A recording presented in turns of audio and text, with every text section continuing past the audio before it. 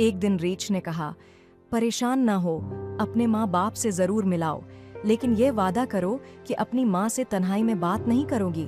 जब भी बात करनी हो सब बहन भाइयों के सामने बैठकर करो। सोनिया ने वादा कर लिया और रीछ ने उसे उसके घर पहुंचा दिया। घर पहुंचकर वो बहुत खुश हुई क्योंकि अब यहाँ की हालत बदल चुकी थी। उसके माँ बाप और बहन भाई अच्छे कपड़े पहनते और अच्छे खाने खाते थे। एक दिन माँ ने सोनिया को अपने पास बुलाया और रीछ के बारे में पूछा तो सोनिया ने अपनी माँ को सारी बात बताई और सोनिया बोली, मेरी बड़ी ख्वाहिश है कि मैं रात को देख सकूं कि वो कैसा है, लेकिन वो सुबह होने से पहले चला जाता है। मैं अकेली इतने बड़े महल में रहती हूँ। माँ बोली, रात को तुम कमरे में जाओ, अपने साथ एक मोमबत्ती ले जाना।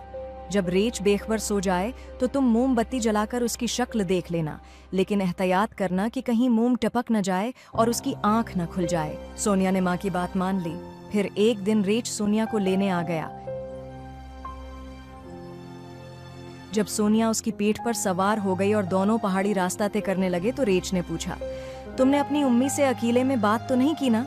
सोनिया ने झूठ बोला, नहीं, बिल्कुल नहीं। फिर वो अपने महल में पहुंच गए। खाना खाने के बाद सोनिया कमरे में सोने चली गई। इसके बाद रोज की तरह कोई आकर बराबर वाले बिस्तर पर लेट गया। जब वो खिराटे लेने लगा तो सोनिया आहिस्ता से उठी, जेब से मोमबत्ती निकाली और माचिस से उसे रोशन किया। मेरे अल्लाह, कितना खूबसूरत शहजादा है। सोनिया के हाथ कांपने लगे। बदकिस्मती से एक मोम का कतरा शहजादे के हाथ पर गिर पड़ा। उसने घबराकर आंखें खोलें और उसने कहा, तुमने ये किया कर दिया? अगर तुम आज और सब्र कर लेती तो वो जादू टूट जाता और मैं हमेशा के लिए रीछ के बजाय शहजादे बन जाता, लेकिन तुमने मेरा कहना नहीं माना। सोनिया ये सुनकर हैरान रह गई। फिर शहजादे ने बताया, मेरी सौतीली माँ ने मेरे ऊपर जादू कर दिया था। मैं दिन में रीछ रहता हूँ और रात को शहजादा बन जाता हूँ। बस आज आखिरी रात थी। अगर तुम मुझे न देखती तो सुबह ये जादू खत्म हो जाता और फिर मैं तुमसे शादी कर लेता। हम दोनों आराम से रहते, मगर अब कुछ नहीं हो सकता। मुझे अपनी सौतीली माँ के महल में जाना होगा। वहाँ एक शहजादी रहती है जिसकी 3 फुट लंबी नाक है। बस मुझे इसी से शादी करनी पड़ेगी।